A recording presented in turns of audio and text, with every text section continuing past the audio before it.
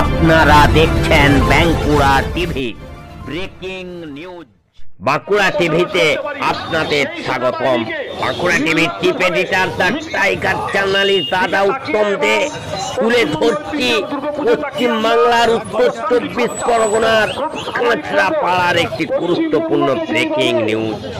আপনারা জানেন যে এই সেনাবাহিনীর সঙ্গে কলকাতা পুলিশের একটা ঠান্ডা লড়াই, ঠান্ডা যুদ্ধ, গৃহযুদ্ধ শুরু হয়েছে এবং গতকাল যখন এই ধর্মতলায় সেনাবাহিনী এই তৃণমূলের 1 মাস ধরে থাকা যে মঞ্চ ভেঙে দিয়েছে, তারপরেই গতকাল ভারতীয় সেনাদের অপমান করেছেন মুখ্যমন্ত্রী মমতা বন্দ্যোপাধ্যায়। আজ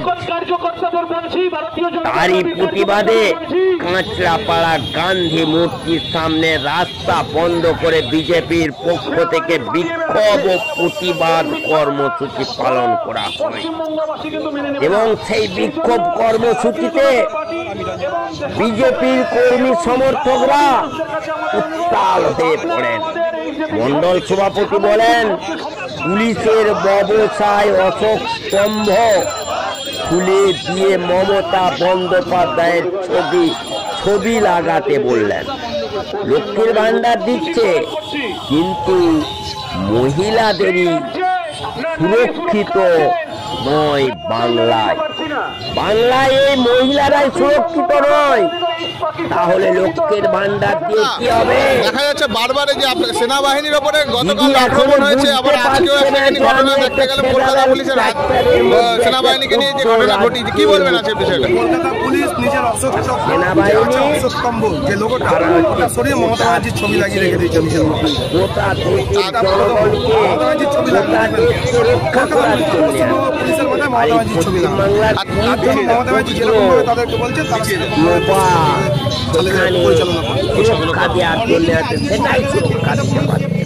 সেটাই সুরক্ষা দিতে পারছে না। আর গোটা সেনাবাহিনী দেশের সুরক্ষা দিচ্ছে, অথচ মুখ্যমন্ত্রী সেই সেনাবাহিনীদের অপমান করছেন। উনি এই ফেডারেল স্ট্রাকচার ভায়োলেট করছেন, সেটা বুঝেননি মুখ্যমন্ত্রী।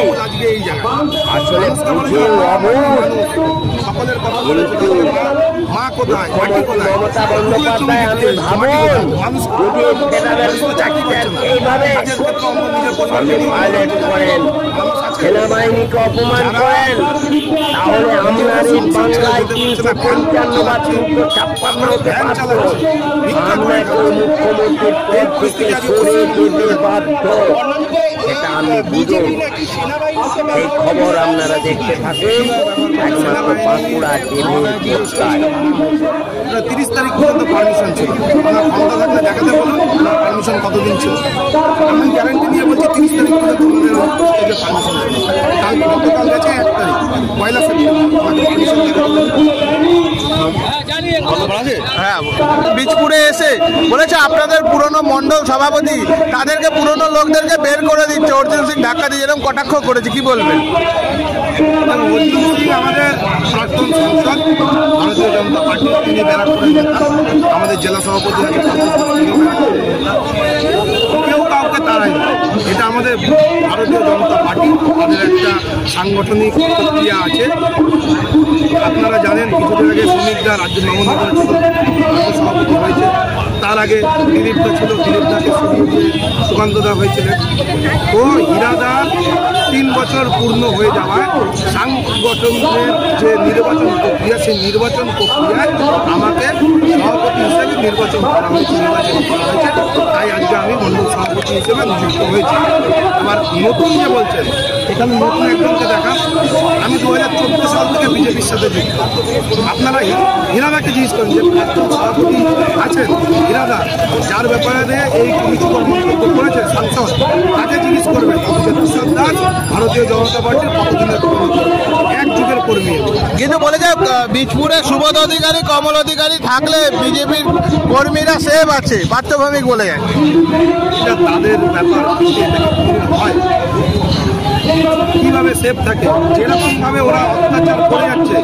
কিছুদিন আগে একে মারা হয়েছে, এই যে আমাদের মন্ডলের জিএস, তার আগে দেখেছেন আমাদের আপনার রূপকদা আছে, তার উপর আক্রমণ, রাজুদা 24 নম্বর ওয়ার্ডের বাসিন্দা নির্মল চন্দ্র দে, তাকে কিভাবে নির্মমভাবে তাকে মেরে ফেলার একটা চক্রান্ত করা হয়েছিল। কিভাবে বিজেপি কর্মীরা নিরাপদ? ক্ষমতাবাজি দিলে হবে না, এসব তাদের ভোট পাওয়ার একটা বক্তব্য। অন্যদিকে সেদিনকার যে সভাটা তৃণমূলে, সেখানে একটা অভিযোগ করা হয়েছে শুভেন্দু অধিকারী নতুন লোকদের জন্য জায়গা করে। শুভেন্দু অধিকারী যদি নতুন লোকদের জায়গা করে দেয়, আপনাদের চ্যানেলের মাধ্যমেই তো দেখেছেন কয়েক হাজার লোক আত্মভূমিক যে বলেছে, ওই প্রোগ্রামে কত লোক ছিল? 200 লোকের বেশি। পুরো লোক তারা তৃণমূল ছেড়ে দিচ্ছে, তৃণমূলের পুরোনো কর্মীরা কপাল ঠোকরাচ্ছে। তারা বলছে আমরা কোন দলকে ক্ষমতায় নিয়ে আসবো। সব হারমাত, সব দুষ্কৃতি, যারা পয়সা তুলত, কারো চা এনে দিত, তারা আজকে তৃণমূল চালাচ্ছে। পাড়ায় পাড়ায় সেই সব নেতা যারা কাটমানি খাওয়ার জন্য একসময় কাটমানি খেয়েছে, সিপিএমের নেতাদের পিছনে থাকতো, তারা আজকে চালাচ্ছে। আমার পরিচয় দাদা, আমার নাম তুষার দাস, বিশপুর মন্ডল 1-এর সভাপতি। আপনাদের এই যে আজকে যে দেখা যাচ্ছে আপনারা যে রাস্তায় বিক্ষোভ করছেন গতকালের ঘটনা নিয়ে, কি বলবেন? বলার খুব লজ্জা লাগছে। ভারতবর্ষে বসবাস করে তার একটা অন্য রাজ্য পশ্চিমবঙ্গ, সেখানকার শাসক দল, সেখানকার মুখ্যমন্ত্রী সে দেশের ছেলেকে অপমান করছে, তার মানে ভারতবর্ষের প্রতিটি ভারতবাসীকে অপমান করেছে। আজকে আমি কোনো রাজনৈতিক দলের কর্মী নই, আজকে আমি ভারতবর্ষের একজন সচেতন নাগরিক হিসাবে এই সেনা আমাদের প্রতি মুহূর্তে বর্ডারে দাঁড়িয়ে আমাদেরকে সুনিশ্চিত বার্তা দেয়। যে সেনা শুধু বর্ডারে নয়, দেশের ভেতরে যে সমস্যাটা সমাধান করে। আপনারা দেখেছেন শামশেরগঞ্জ, হুলিয়ার প্রতি জায়গাতে বিভিন্নভাবে যখন হিন্দুদের উপর নিধন শুরু হচ্ছিল মমতা ব্যানার্জির নেতৃত্বে, তখন পুলিশ নিশ্চুপ, পুলিশ নপুংসক পুলিশ নিশ্চুপভাবে দাঁড়িয়ে থেকে দেখেছে। একমাত্র সেদিনকে হিন্দুদের রক্ষা করেছে ভারতীয় সেনা। আজকে সেই ভারতীয় সেনার উপর মমতা ব্যানার্জি বারংবার আঘাত হানছে, কালকে এনেছে। আমরা তার বিরুদ্ধেই আমাদের মুখ্যমন্ত্রী তো বলছে যে ভয়ে পালিয়ে গেছে ইন্ডিয়ান আর্মি। মুখ্যমন্ত্রী ভুলে যাচ্ছে, দুদিন আগে মুখ্যমন্ত্রীর এক ভাই জীবন কৃষ্ণ সাহা এই আর্মি এবং সিবিআইয়ের ভয়ে পালিয়ে গিয়ে পচা পুকুরে ডুব মেরেছিল। মমতা ব্যানার্জিকে দুদিন বাদে বঙ্গোপসাগরে ডুব মারতে হবে, এইটা মমতা ব্যানার্জি মনে রাখুন। অন্যদিকে আজকে সকাল থেকে যেই ঘটনাটা সব থেকে চর্চার বিষয়, আর্মিদের সাথে যেই ঘটনাটা ঘটলো, এটা কি তৃণমূলের ট্র্যাপ? তৃণমূল তো বরাবর, আমি একটা কথা বলছি, দেশের সর্বমূর্ত মানে না, দেশের সংবিধান মানে না। দেখুন, হাইকোর্ট সুপ্রিম কোর্ট রায় দেয় মানে না, দেশের সেনাবাহিনীকে গালাগাল করে। আজকে আপনারা বলুন তো, সেই সেনাবাহিনী, সেই সেনাবাহিনীকে নক্ষরজনক কথা বলছি তৃণমূল কংগ্রেস। আজকে কেন বলছে? আমরা অ্যানালাইসিস করে বুঝতে পেরেছি যে ভারতীয় সেনা, তার মানে তার আগে লেখা আছে ভারতীয়। মমতা ব্যানার্জির অ্যালার্জি হচ্ছে ভারতীয়তে। যদি এই সেনার আগে বাংলাদেশি বা কোনোভাবে ইসলামিক লাগানো থাকতো, মমতা ব্যানার্জি অ্যালার্জি থাকতো না। তার জন্য মমতা ভারতীয়কে অ্যালার্জি বলে আজকে ভারতীয় সেনাকে প্রতি মুহূর্তে আঘাত হানছে। গত কয়েকদিন আগে কাঁচরাপাড়ায় পার্থভৌমিক এসে আপনাদের বিজেপির প্রাক্তন যে মণ্ডল সভাপতিকে বলেছিল যে ধাক্কা মেরেছে, পুরনো বিজেপি কর্মীদেরকে সরিয়ে দিচ্ছে। পার্থভৌমিক যে দলটা করে, এটা কোনো সাংগঠনিক দল না। পার্থভৌমিককে বলে দিই যে ওদের প্রার্থী ঘোষণা হয় মঞ্চে দাঁড়িয়ে, তাদের কমিটি হয় খাতা কলমে, কোনো পেপার ওয়ার্ক থাকে না। তাই পার্থভৌমিককে দলটা করে একটা সর্বভারতীয় বিশ্বের সর্ববৃহৎ দলের সম্বন্ধে কী জানবে? পার্থভৌমিক জানেই না যে আমাদের যে ভারতীয় জনতা পার্টি, আমাদের একটা গঠনতন্ত্র আছে। আমাদের গঠনতন্ত্রে একটা সময় সবাইকে পথ করতে হয়। যেমন আজকে আমি আছি, আগামী দিন আমার মেয়াদ শেষে আমাকেও সরতে হবে, এইটা আমার দলের গঠনতন্ত্র। তার জন্য পার্থভৌমিক যেই দল করে সেইগুলো কোনো গঠনতন্ত্র নেই, এখানে কোনো কোর্স নেই, সবই ল্যাম্প কোর্স। তাই পার্থভৌমিক কী বললো না বললো কোনো আসে যায় না। অন্যদিকে আজকে তৃণমূল একটা মিছিল করেছে কাঁচরাপাড়ায়, এই মিছিলে পৌরপ্রধান বলছে যে এই রাজ্যের মানুষ, মহিলারা লক্ষ্মী ভাণ্ডারের টাকা নিয়ে নিজেদের স্বপ্ন পূরণ করবে। এই রাজ্যের মহিলারা লক্ষ্মী ভাণ্ডারের টাকা নিয়ে নিজেদের স্বপ্ন পূরণ করবে।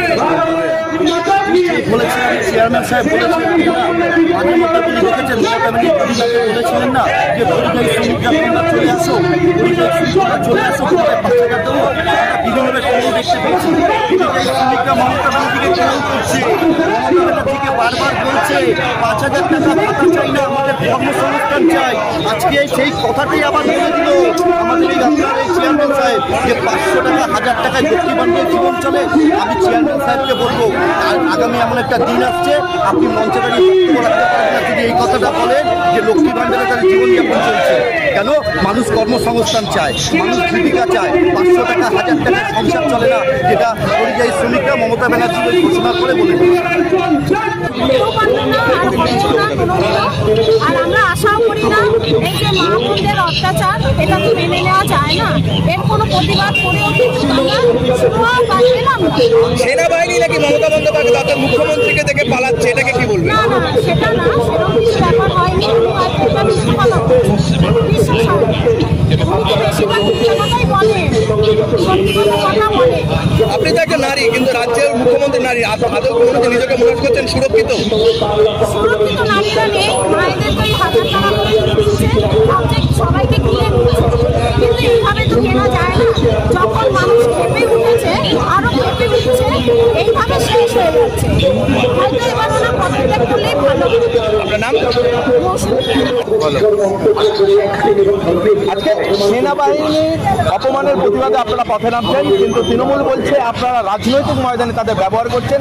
তারা এটাও আশঙ্কা করছেন যে 26শে বিধানসভার আগে সেনাবাহিনীকে এইভাবেই ব্যবহার করা হবে। কি বলবেন?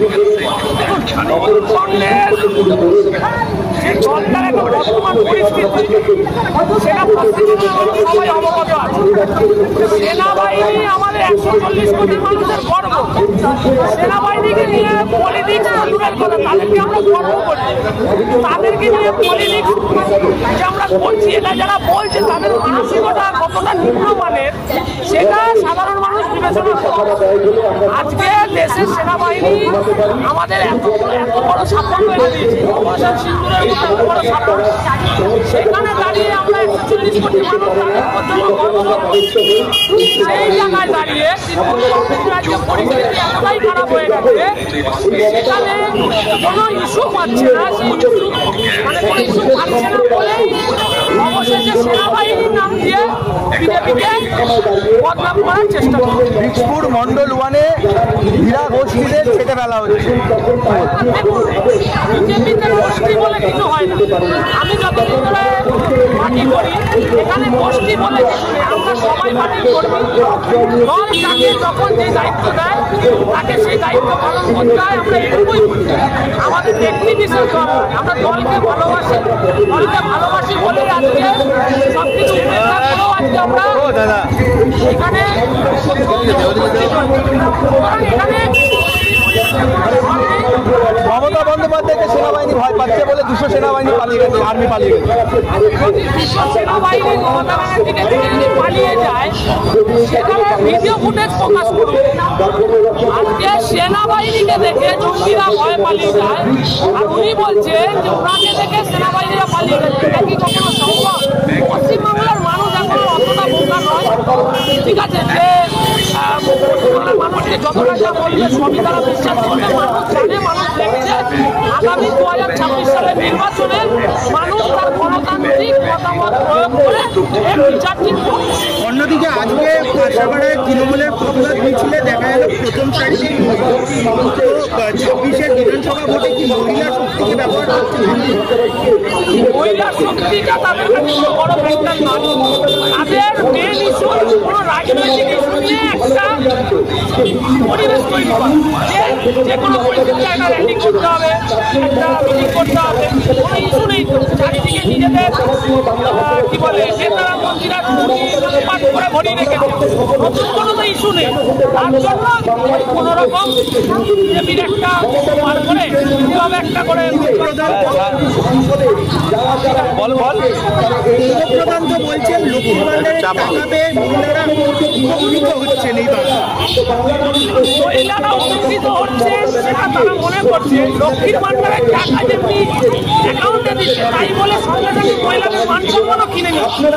আজকে পশ্চিমবাংলায় দেখুন আপনি যেদিকে যাবেন প্রত্যেক দিনই কোনো না কোনো জায়গায় একটা করে রেপের কেস হচ্ছে, ধর্ষণের কেস হচ্ছে। তাহলে আমরা 1000 টাকা দিয়ে মহিলার মান সম্মান কিনছি। তাই বাংলার মা বোনেদের এইটুকুই বলবো যে নিজেদের আগামী প্রজন্মের আগামী ভবিষ্যতের কথা চিন্তা করে লক্ষ্মীর ভান্ডার ঠিক যাবে। লক্ষ্মীর ভান্ডার কি গভর্নমেন্টের টাকা? লক্ষ্মীর ভান্ডার আমার আপনার মতো সাধারণ ট্যাক্সের টাকা। সেই দিয়ে উনি একটা প্রকল্প চালু করে দিচ্ছে। সেটা প্রধানমন্ত্রী অনেক প্রকল্প চালু করেছে, কিন্তু সেগুলো এখানে বাস্তবায়িতই করতে দেয়। তো অতএব এটা একটা ছোট্ট পলিটিক্স, কিন্তু এই পলিটিক্সে মানুষ আর বিশ্বাস করবে না। 2026 সালের নির্বাচনে মানুষ তার গণতান্ত্রিক অধিকার প্রয়োগ করে এই ফলাফল বুঝিয়ে দেবে যে বাংলার মানুষ কি চায়। আপনার নাম পরিচয়? আমার নাম সুবায়ু রায়, আমি ভারতীয় জনতা যুব মোর্চার বিষ্ণুপুর মণ্ডলের